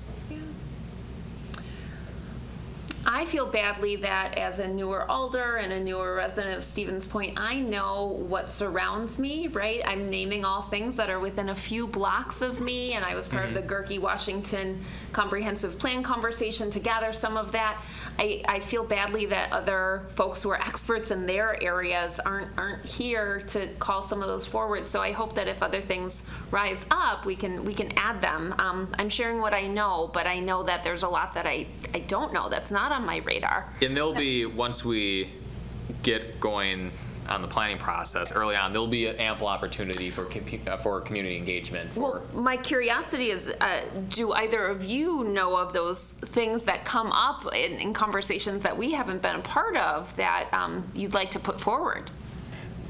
As far as specifics, I'll refrain from that, but I would say in general there certainly are, but I think again, when we're looking at SS, 4A, given the context of what it is, they can look at some of these things, but we also need to think of the importance of picking some of these specific locations, because oftentimes, we can utilize what we evaluate here in other areas. Even when we're talking about demonstration activities, sometimes, you're going to use a surrogate somewhere there, because maybe applying what it is on a specific street, you're like, we're not really sure whether doing that, it could be the cost of implementation or whether or not the disruption to try to do that. So you might find something that's very similar, and then you apply it there and you look at the results there, and that can help guide us to, all right, it seems to work in this situation, and we look for similar situations. So don't feel bad about that. You have a certain area that you serve and you're more knowledgeable of. It's just the fact that if you identify those things that we're going to talk to the consultant and identify those particular areas, and also mention in similar areas, what do we do? And I'm sure they're also going to look and say, hey, look at this, we found some other areas there, because I would think from that, I live on the south side of town, in some similar fashion, but not definitely identical to that, is, in crossing Michigan down there. So like you're half around in Michigan or whatnot, how are you otherwise crossing that? What are people's perceptions of it? It's similar, it's different, but just kind of comes to my mind, if I were going to say in my neighborhood, that's an area of interest, to me, especially there, because it's also a school crossing. To get there, but it's a matter of just applying that. So understanding what the concerns are there, look for similarities to whatever there and do that, because we can't evaluate every one of them, but we do want to look Sure. collectively throughout the county to, what it is, and the consultant's going to want to make recommendations. Their intent is not to look at, say, Minnesota and Stanley and tell us exactly what to do there, That's too bad. because, do that. But the thing is, they can utilize that intersection and tell us exactly what to do there, especially in the context of, this is how we apply this throughout the county. And so we can use that as the surrogate to identify what is the premise there, what is the appropriateness of various treatments to do that, to make it safer, by utilizing that one. So while it may be within your district and has a special interest to you, the information we can gather from that is applicable. So don't feel bad about, it's in my backyard, that's what I know. That's perfectly fine. Yeah. Okay. I'm going to sort of lightning round it here for a second. I've got 3 or 4 that I'll try to go through quickly. Yes. Given that there's going to be a Shopko area remodel, and there's going to be residential, business, retail, bus hub, I think, with new green spaces. I looked at the plans today, and I often bike down Clark Street going through downtown, and there are bump outs at those 3 or 4 intersections as you're going east. And it's really terrific. But to make each one of those intersections, just to calm traffic all the way through that, because there's going to be more foot traffic, I'm imagining, in the next 5-10 years as this new development happens. And then there's this amazing, what was Emerson Park, and now it's Surmer Park, that's been renamed. So we talked about this yesterday, the potential of having bollards, potentially, maybe even between Division and Michigan, going east. I've been imagining this place in 10 years with the Business 51 redesign. The whole core of the city, hopefully, is going to be calmer, and we're going to have more pedestrians and more cyclists. Cars are going to be traveling slower, and maybe folks will be more comfortable with their kids getting on bikes and walking to the park there, which is, every step of the way, it just looks wonderful. So the potential for bollards, at least down one part of the street, is maybe a demonstration activity. And maybe bollards over the bridge westbound at Meade. Right now, it's a very wide lane, and I feel very comfortable on a bike. But I see folks that aren't so comfortable, and they get on the sidewalk, and that creates conflicts going in both directions there on the north side of the bridge. So those are a couple of things. And I have a question about the overpass at 39.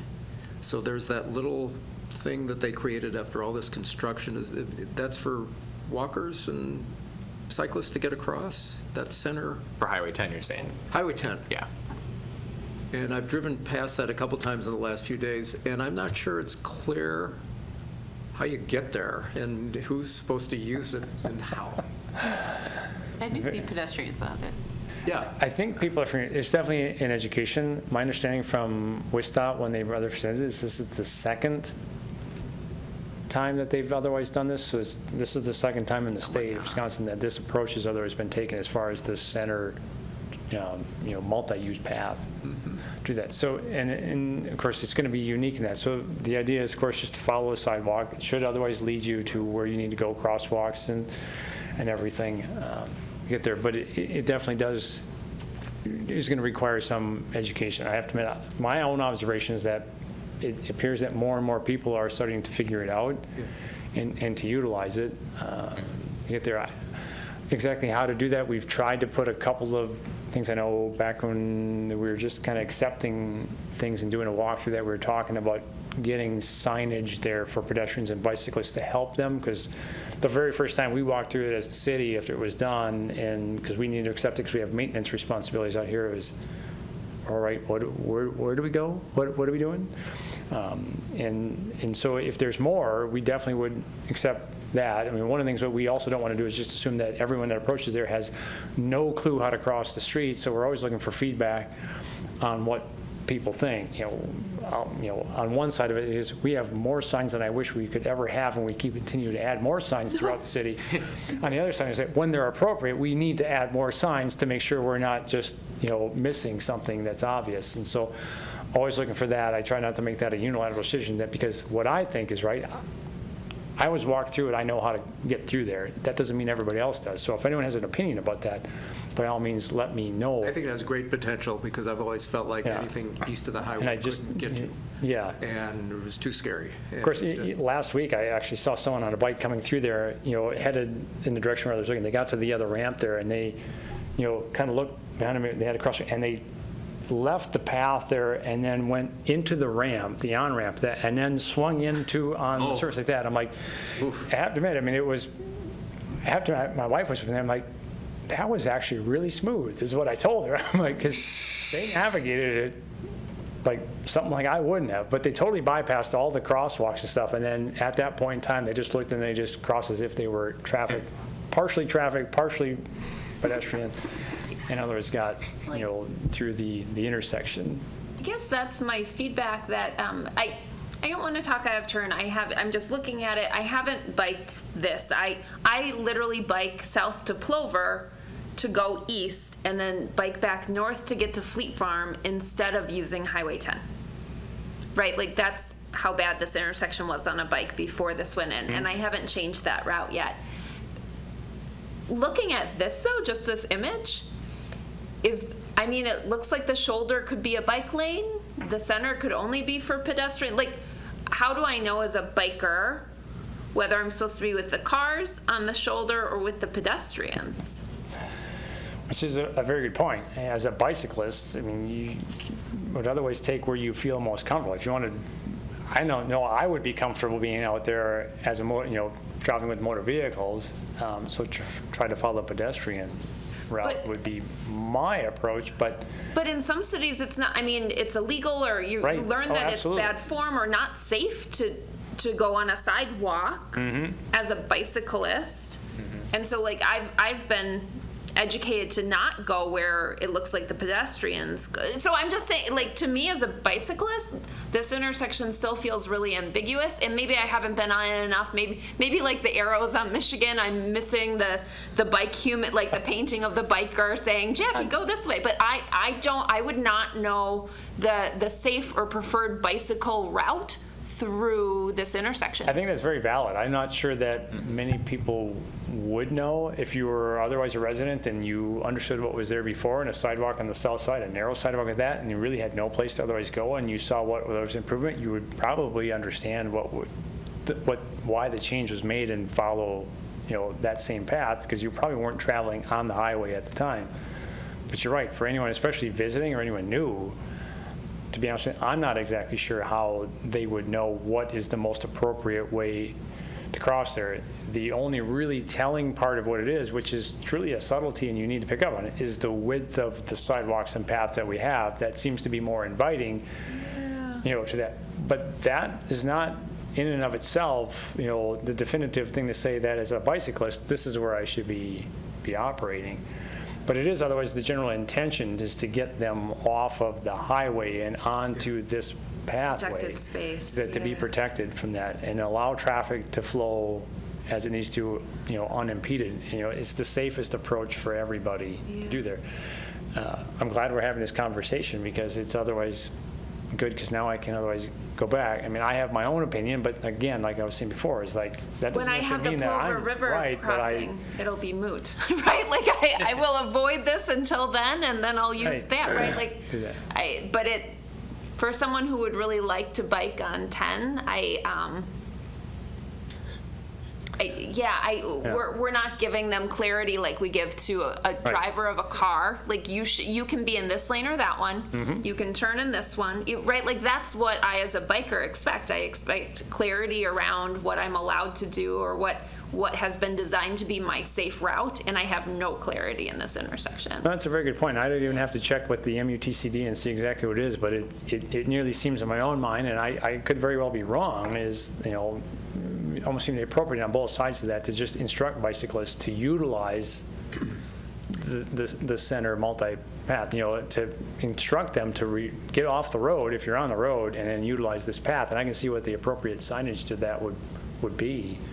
Well, I I need know to I've go to talked Target this weekend, so. Yeah, and I said, I haven't gotten much feedback on that, but I have been lucky to, talk to a few people that, is a requirement, whether ever, from residents, just to get to a job or whatever, and cross the bridge like that, to give, I can't say anyone that just says, yeah, this is exactly what I wanted, but to identify that, at least from what I've received from them, is that this is an improvement. So I think, again, what I was saying before is Absolutely. those people that were crossing it before are seeing this as an improvement and understanding how it On otherwise foot. works. Yep. Absolutely. Yep. And that. So I think that's a good positive step. Yes.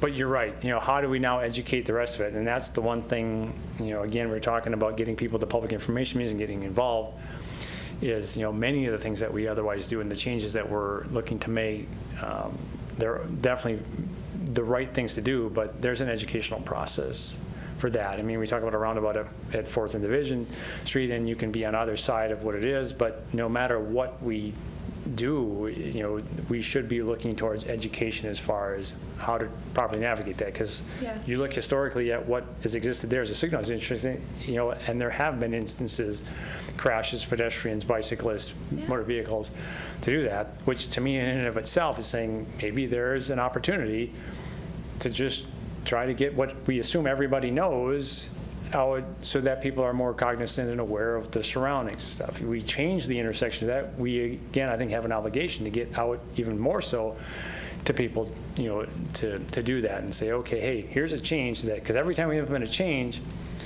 there's an educational process. Could we start by putting a link on the city community page, the bike links, and just have, this is how you navigate through this intersection? I think that's a great idea, because we've And that got, might be a perfect example for one of the staff updates for the biking and walking maps. yeah. I mean, there's lots of good information there. For sure. Terrific. For sure.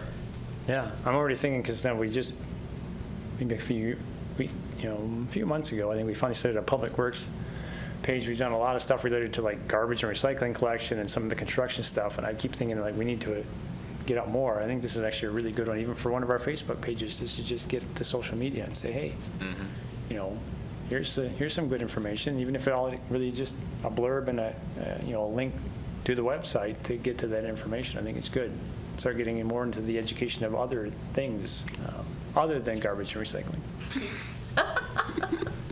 Cool beans. So this has been super helpful. Like I mentioned at the onset, wrote down a list of all the different locations that we've discussed, and then ultimately the plan of attack will be is to submit this along with the other communities, submit the areas of interest to the selected consultant for their information to begin the planning work. So very much appreciate the conversation. I guess then we're on to the next item. Number 6, staff updates, bicycle-friendly community application, biking and walking maps, safe streets and roads for all, and fall bike tour. Yeah, and I probably won't follow this exact order, just since the whole SS4A project is fresh on the mind with item number 5. I'll just start with that. So, as I mentioned, the whole concept with the timeline for starting the planning work. So, over the last couple of weeks and months, really the efforts that were made were to find a consultant and go through the RFP process. County Planning and Zoning Committee actually had a meeting at 5 p.m. today, so I'm hoping there's good news out of that. But effectively requesting the entering into a contract for the recommended vendor for executing the SS4A project. The recommended vendor was Taddy. They're a engineering firm based out of Cedarburg, so just kind of between Milwaukee and the Fox Valley region. They would be the primary consultant, and then there would be 3 additional subcontractors as part of executing the project. First one would be Vanderwall and Associates planning firm, as folks might be familiar with. Those were that was the firm who executed the downtown targeted area master plan just as of this last month when it was adopted. Second subcontractor would be R.A. Smith, an engineering firm based out of Milwaukee metro area. The focus for that group specific to the SS4A grant would be more so on the accessibility conversation. And then lastly, the third subcontractor would be Revelations. They're a public relations firm out of Madison. So they'd be focusing more so on the community engagement, outreach, more of the education piece that we've talked a lot about during the last item. So as I mentioned, that County Planning and Zoning Committee was going to take action on that one way or the other earlier today at 5 p.m.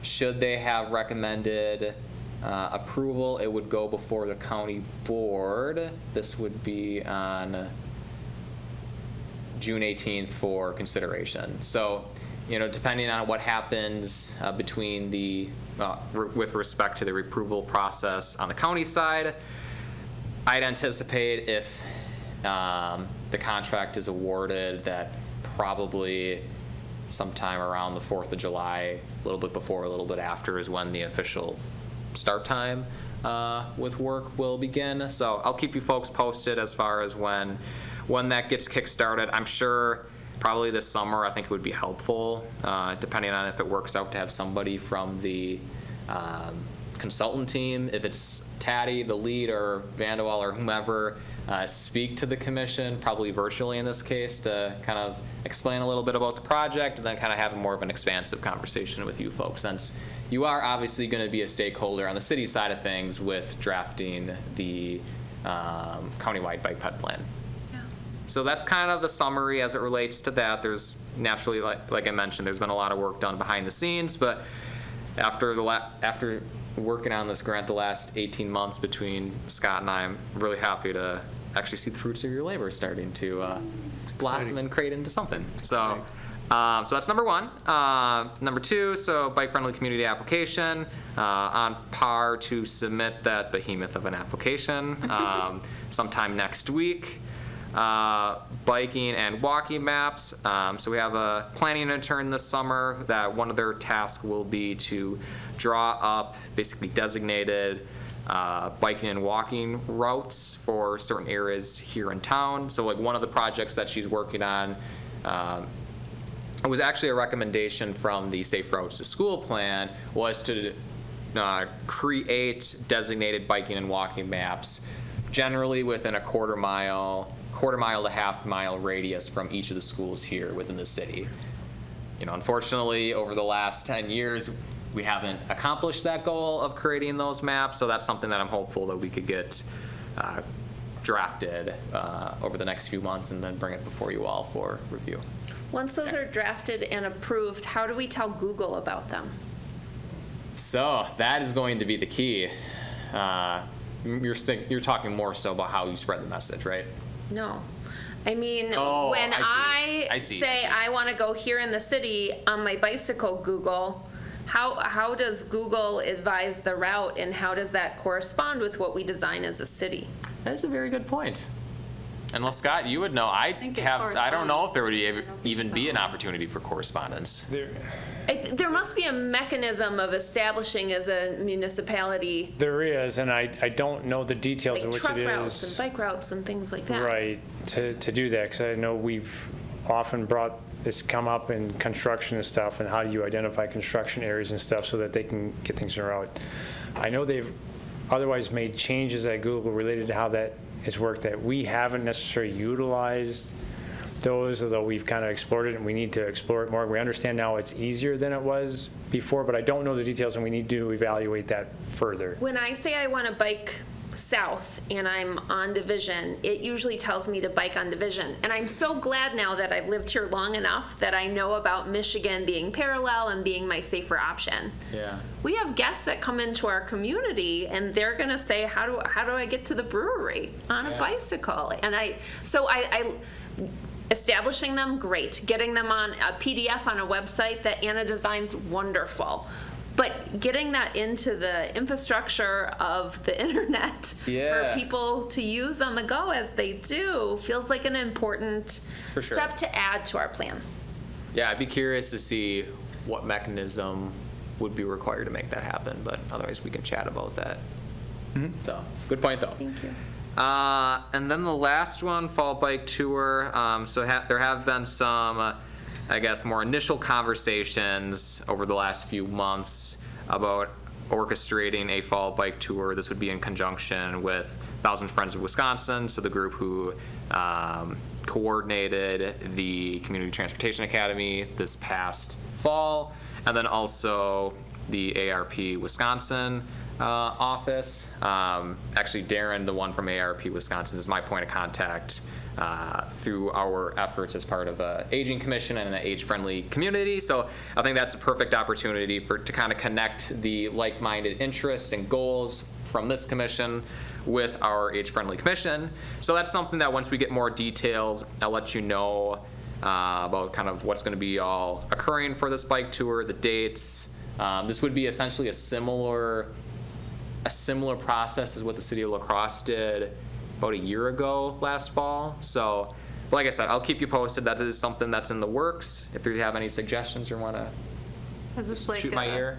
I'm confused. Is this like a community ride? What is this? A community ride, yes. Okay. Thank you. Yeah, so it's a community ride. It's not going to be a situation where it's just bike ped commissioners and that's it. The purpose of this is to try to get That would be a fun, too. community-wide scope to touch on the education piece that we've talked about tonight, to touch on what's the designated or what's the preferred routes, to touch on what we've been doing as a commission and as a city over the last few years. To be able to go across 39 Exactly. using 10 and using the preferred bike, to be able to go to our new park safely with something that's designed, right? Like to highlight some of these projects or intersections that we, in theory, will have done some planning on or work on. That could be a cool Yeah. opportunity You know, like I think Scott if the mentioned. timing works out. I think Scott mentioned this at one point earlier today, earlier during this meeting, is that there's a lot of stuff that we as a local government do on the back and behind the scenes that just is not relayed out to the public for a variety of different reasons. Part of it's on us for not distributing that information to the best of our ability, but at least this is a good opportunity, hopefully, to really spread the message. So with that, I am exhausted with the staff updates. Do I say the time? Yeah, so we're adjourned at then whatever the time Okay, is. so we are adjourned at 6:55. A video of this meeting is available for viewing on the city's website, stevenspoint.com/videos.